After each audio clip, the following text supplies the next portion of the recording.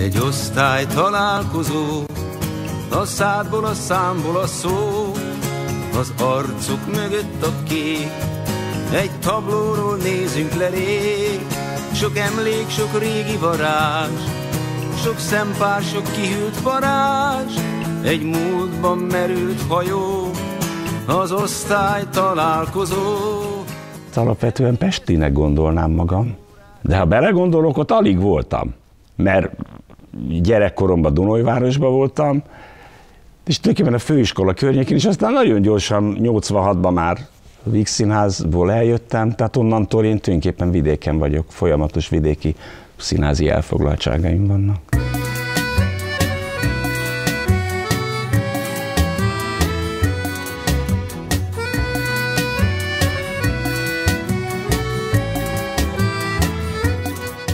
Kiszközponti művészegyütteshez kerültem olyan elég fiatal koromban, a gimnázium után. Hát ott ez egy amatőr színjátszó csoport volt. Valami újságban megláttam, és az ugye engem úgy érdekelt, hogy Kiszközponti művészegyüttes, az ott jó dolgok lehetnek.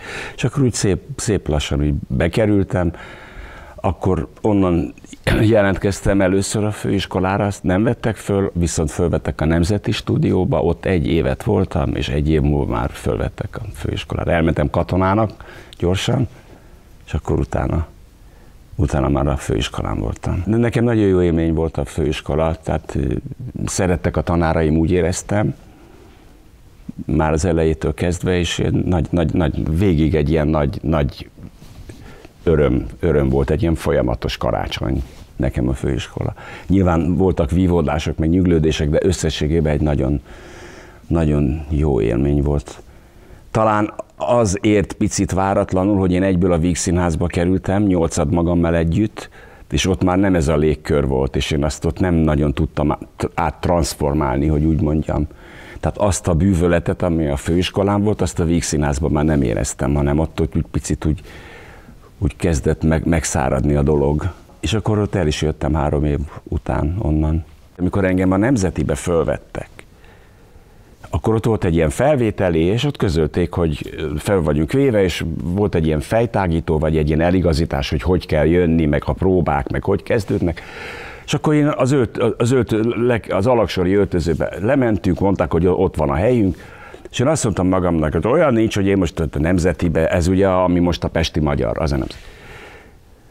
Hogy én most ott egy kávét ne igyak meg, hát ha már ott vagyok, jó van, fölmegyek, első emeleten van a büfé, fölmegyek, és ahogy beléptem a büfébe, így velem így szembe, Major, Törőcsik, Marton Endre, Sinkovics, így ültek 4-en. És nem viccelek, úgy, ahogy voltam, sarkon fordultam, és vissza az öltözőbe, és erőt kellett gyűjtenem, hogy visszamerjek menni. És ott köszöntem egy ilyen, nem tudom, valamit oda, és életem legrosszabb kávéját ott ittam. Már nem a kávé volt rossz, hanem az én lelki állapotom. Itt remegett kezem, lábam. Elképesztő erős társulatban lehetett az ember. Tehát ott azért lehetett dolgokat tanulni, felvérteződni bizonyos dolgokra, meg ellen.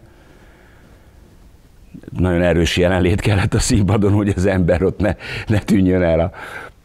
Nagyon erős társulat van. Én Szolnokra mentem. Elvileg a Svajda György hívott, mondván, hogy úgy látja, hogy nem vagyok eléggé kihasználva, vagy már kötbért kéne fizetni értem lassan. Lehet, hogy nem így mondta pont.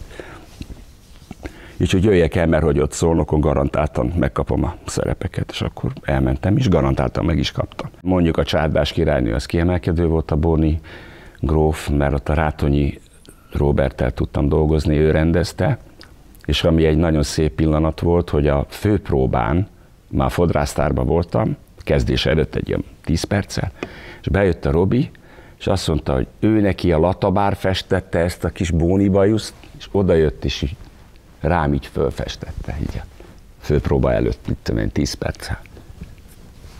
Maga saját kezűleg, valami kis izével, szemceruzával. Nagyon jó munka volt, rengeteget tanultam tőle. Miközben ő akkor a szakmában egy olyan volt, hogy jaj, a Rátonyi, mindig ugyanaz, zseniális színész volt, és rengeteget tanultam tőle. Rengeteget lehetett tőle tanulni. Csak figyelni kellett, és én figyeltem.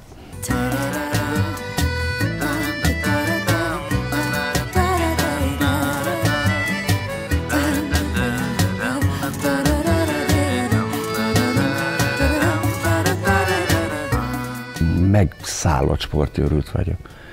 Én csodálatos színész,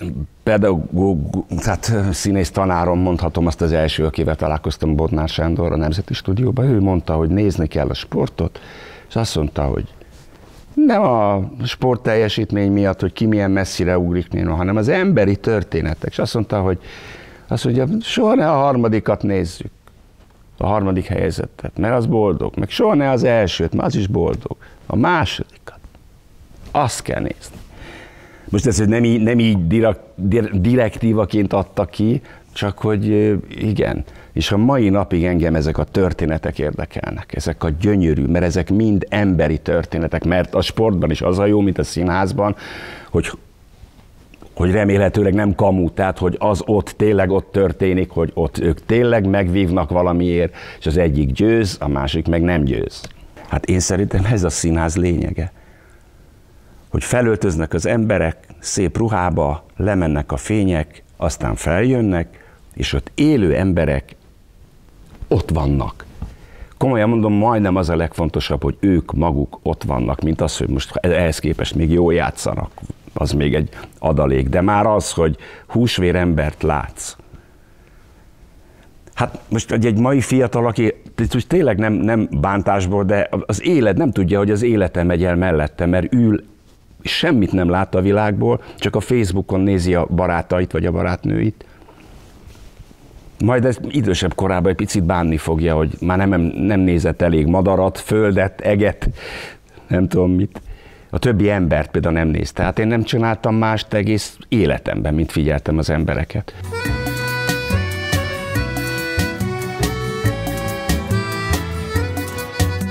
Akkor szabadúszó voltam, és akkor utána mentem Miskolcra 2 évre. Az nagyon-nagyon jó volt, az nagyon szép 2 év volt. Jó munkák, jó szerepek, az jó volt, de abból érdekes mondom, abból is elég volt 2 év. És akkor onnan mentünk át egy ilyen kisebb csapattal Szegedre. És akkor ott megint jó sok évet töltöttem. A Mágnás Miskát például 2-szer is eljátszottam, Szolnokon is, meg Szegeden is. És az például Szegeden nagyon, nagyon jó volt, ott a nagy szimfonikus zenekarral, 45 fős zenekarral, ott a nagy színpadon a Mágnás Miska, az nagyon jó volt. Nagyon. És hát akkor ott én rendeztem is 2, az a jó, nagy élmény, hogy a Portugált is, meg a Galócát is. És mind a 2 nagyon nagy siker volt. Az, hogy egy darabnak igazán nagy sikere legyen, ott nagyon sok dolog együttállására van együtt szükség. Tehát, hogy jó darab, jó rendező, de éppen jó formában levő jó rendező, körülötted mindenki jó legyen, jó szerepekben, hogy te abból akárki tudjál ragyogni. Vagy nem kell kiragyogni, hanem csak te is nagyon jó legyél. Úgy mondanám én, hogy ilyen lassú körökbe szeretek közelíteni a szerephez, tehát nincs meg egyből, hanem úgy először csak úgy bolyong az ember, nézelődik, példánnyal a kezébe, kérdezget, szóval úgy szép lassan lakom be. Tehát nem hozom rögtön az elején a figurát, és akkor az már megvan, hanem úgy érleli az ember, és ami nagyon fontos, hogy a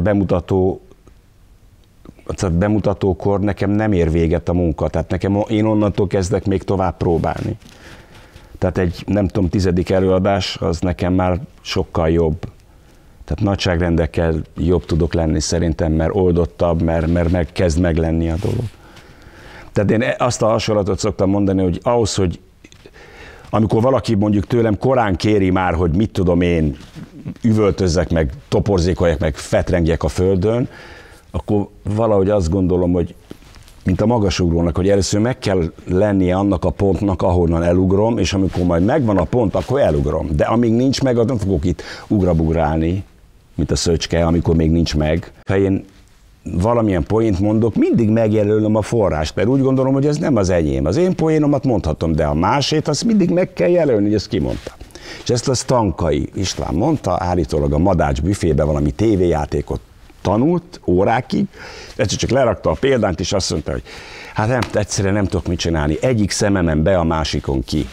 Tehát a szövegtanulásra is valahogy így vagyok, de általában szokott menni. Tehát ugye bemutatóra már azért megvan. Nem tudom, az milyen ember, akinek lehet súgni, de nekem nem. Hát módosult tudatállapotban van az ember. Tehát nem hallom meg. Ez baj egyébként, mert nagy ritkán van ilyen gond, akkor gond van, mert nem jut el hol, tehát kizökkenek. Tehát én nekem nagyon fontos, hogy nagyon perfektuálisan tudjam a szöveget, mert nem lehet rajtam segíteni. Az ilyen hozzáállások miatt nem halad előre a bizottság ügye. Nehogy már szarcsibok húzik el, miatt álljunk le, Midika. Menjünk, haladjunk, menjünk. Képzeld el, hogy kaptam telefonhívást, még Víg színházi színész voltam. A Pető Bélától, ha ezt most így elárulhatom. Hogy Szombathelyen színház akar lenni, és lenne kedvem, és mi lenne az a 2 szerep, amit szívesen eljátszanék. Aztán nem lett belőle semmi, de már tudok róla, hogy itt akart már lenni színház. Jó évtizedekkel ezelőtt. Nem tudom, hogy annak mi volt az alapja, de a hívás megtörtént. Ha csak nem álmodtam, de megtörtént.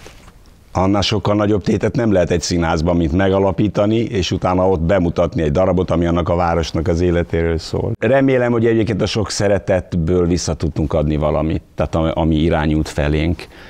És úgy érzékeltem, hogy ezt a város abszolút levette, hogy ez egy gesztus, hogy nem minden vidéki város mondhatja el magáról, hogy a város történetéből egy darab születik. És ez itt megtörtént. Hát azt hiszem, a cím például a Tamás ötlete volt, hogy az irányító szám legyen a darab címe.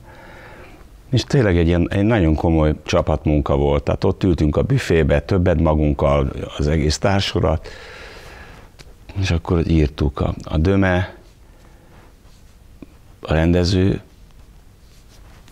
főleg, Egressy Zoli is itt volt, Dúró Győző dramaturg segített, rengeteg ilyen történettel, meg ilyen könyvtárba járt utána, ilyen akár középkori történeteknek, amik itt a város történetéhez hozzátartoznak, és ezeket mind beépítettük, ugye, mert ez az önkormányzati csoport elindul a múltba, hogy pénzt szerezzen az új színház alapítására, az jó pofa ötlet, és akkor mindenféle stációkat bejárnak a pénzért. Toronyi Lajos voltam, egy ilyen őrzővédő Kft-s merevagyú arc, és ott volt a végén egy ilyen kultúrműsor, hogy ott a római császárnak kedvezzünk, adjon nekünk pénzt, aranyat, és akkor én ott ízét énekeltem, a gyémánt és aranyt a magam megadó modorában, mint őrzővédő. Sikerült elénekelnem a Zoránnak ezt a szép számát. Úgyhogy emlékezetes volt.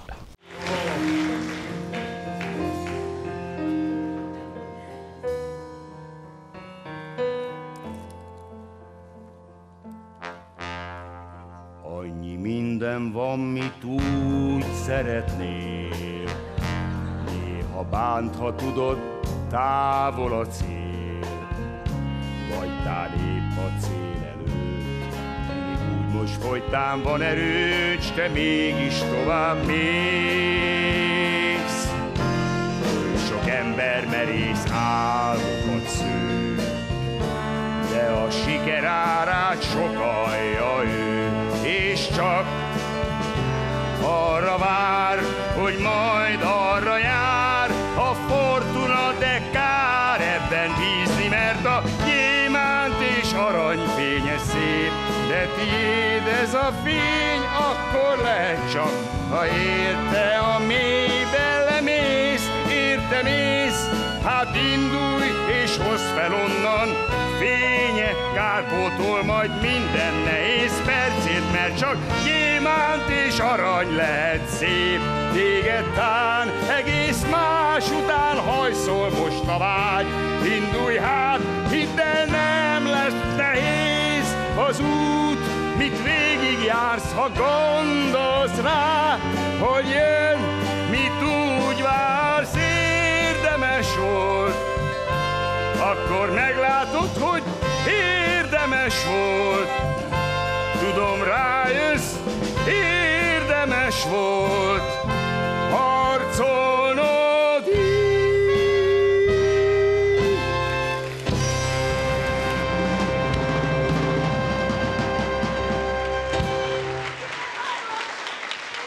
Itt a Vörös Sándor Színházban én nagyon-nagyon szeretem, még az elején a Jeles Andrással volt egy Kis Lord nevű előadás, amiben én kaptam is egy ilyen díjat, egy ilyen színházi találkozón, ilyen vidéki színházi találkozón a férfi mellékszereplő díjat kaptam, tehát és a kollégáktól kaptam nagyon meleg visszajelzéseket, tehát hogy nagyon-nagyon szerették, amit csinálok.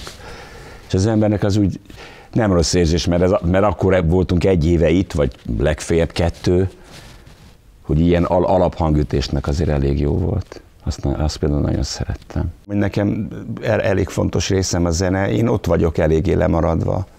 Tehát ha hiányérzetem van, akkor az. Mesedarab például volt a Kékpék meg a Mici Mackó, mind a 2-nek elég jó lett a zenéje.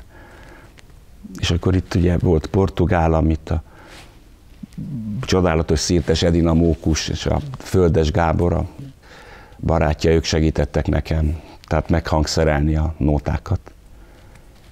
Mert akkoriban ilyen nagyon érdekes zenék voltak a fejemben, meg a kezemben, gitáron, és valahogy azt éreztem, hogy ez nem lehet véletlen, hogyha most én a portugált rendezem, és ezek a zenék jönnek, akkor ez legyen a portugálnak a zenéje. Tehát ez volt az én gondolatom.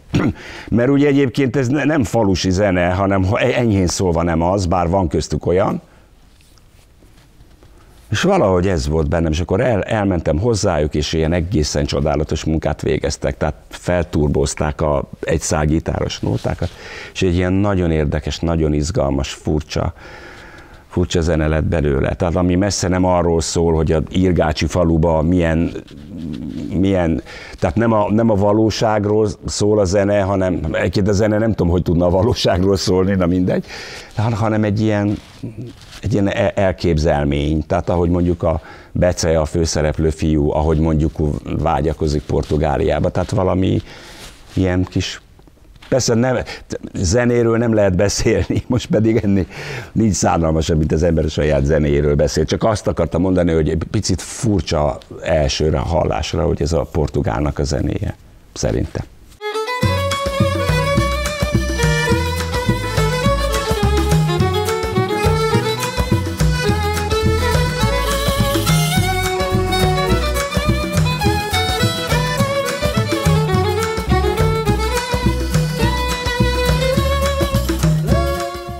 Nagyon szerettem azért a La Mancha lovagját.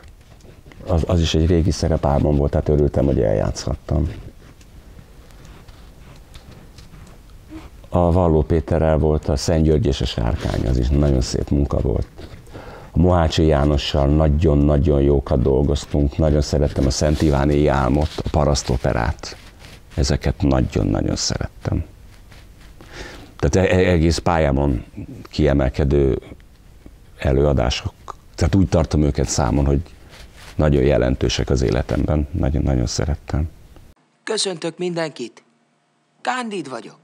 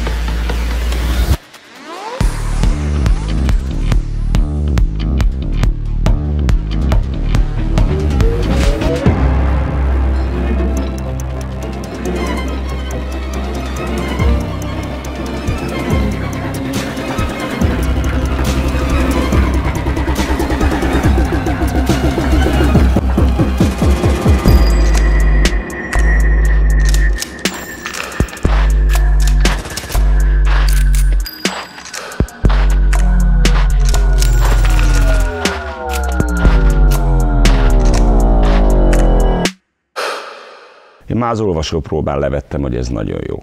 Tehát a terv, a díszlet, a gondolat, a szöveg, azt mondtam, ez sütfőz. Tehát ez úgy jó, ahogy van. Ezt már csak elrontani lehet, nem sikerült. Nem sikerült elrontani. Az egész nagyon eleven, pulzáló, mai, majdnem azt mondom, hogy nem mai, hanem már majdnem jövőben mutató. Én nagyon bírom, nagyon. Tehát az ember a saját portékájáról beszél, tudod, a darabban benne van. De tényleg az a ritka élmény, amikor az ember teljes messzélességgel mögé tud állni, és azt mondja, hogy ez jó, ez jó. interaktív, hogy a néző dönti el, hogy most élőben nézi, vagy pedig monitoron. Vagy együtt a kettőt, ha meg tudja oldani. Nem ismeretlen számomra ez a környezet, voltam már börtönben. Többször is. Többször. A világ az tulajdonképpen börtön. Új vendégünk érkezett! Remélem, nem találják kellemetlennek a társaságomat. A Szent Inkvizíció...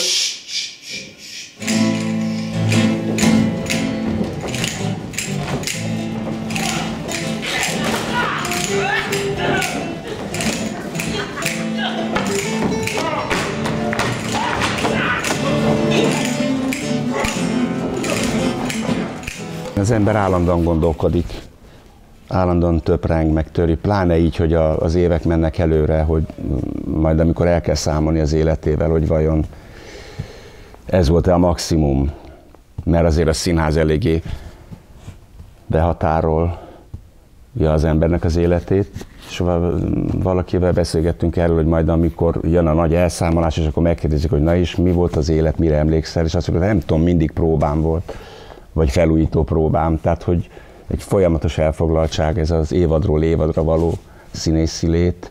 És persze, hogy az ember elgondolkodik, hogy mit tudom én, lehetne vállalkozó, és akkor mehetne, nem tudom, a Karib-tengerre többet. De hát az is jár valamivel, tehát annak is megvan az ára, tehát most ezt nem lehet tudni. Hogy Michael Caine mondta, hogy mi a különbség a rossz színész és a jó színész között, és azt mondja, hogy a rossz színész az olyan, mint egy fénykép. A jó színész meg olyan, mint egy tükör. Hogy mondjuk én ezt szeretnék lenni, ez a tükör inkább. Egy osztály találkozó, a szádból, a számból a szó, az arcuk mögött a kép. Egy tablóról nézünk le rég, sok emlék, sok régi varázs, sok szempár, sok kihűlt varázs, egy múltban merült hajó, az osztály találkozó. Emlékeztek még a matek órákra, szegény tanárnő, nincs köztünk már, sokat nevettünk, ha a balok felelt, az eszed még mindig csak a lányokon jár. És emlékeztek arra az áramszünetre, másodikban, vagy később talán, vörös csillagos nagy magyar címer lógott még minden osztály falán. Egyszer a Barabás elaludt órán, és elszökött velünk a töri tanár. A WC-ben cigiztünk, a szertárban ittunk, Kossuthot szívtunk, az sincs ma már.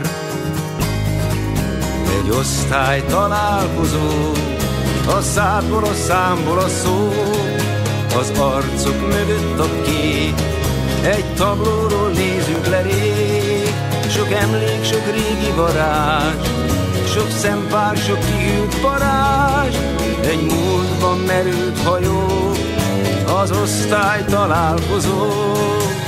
Mi van a hegyivel, mi lett belőle? Jó hegedűs volt, még mindig zenél, örökké félt, hogy meghúzzák földrajzból, most a férjével Hamburgban él. 3 fiam van, mutatok képet, a legnagyobb olyan, mint 20 éve él. A kutya, az asszony, ez meg a lányom, férjhez ment a múlt év telén. Hol van a Jakab? Az mindig késett, csúzlival egyszer egy lámpát kilő. Nem késik többé sehonnan el már, rosszkor futott át a trolli előtt. Családja nem volt, csak egy kutyája, a lakásban halt, éhen szegény. Öregszünk srácok, halottunk is van már, most is látom, mintha jönne belém. Egy osztály találkozó, a szádból, a számból a szó, az arcok mögött a kép. Egy tablóról nézünk le rég, sok emlék, sok régi varázs, sok szempár, sok kihűlt varázs, egy múltban merült hajó, az osztály találkozó. Megjött a desszert, a kávét kikértem, nem kérek vodkát, a sör is elég. Gyenge a gyomrod, fekélyen is volt, kisnek megkivették a féltüdejét. Nem számít semmi, fő, hogy még élünk, és valahogy kihúzzuk még egy kicsit. Infarktusom volt 2 éve nyáron, jó ez a bor itt nem. Jó ez a bor itt nem. Jó ez a bor itt nem vizezik. Egy osztály találkozó, a szádból, a számból a szó, az arcok mögött a kép. Egy tablóról nézünk le rég, sok emlék, sok régi varázs, sok szempár, sok kihűlt varázs. Egy múltban merült hajó, az osztály találkozó.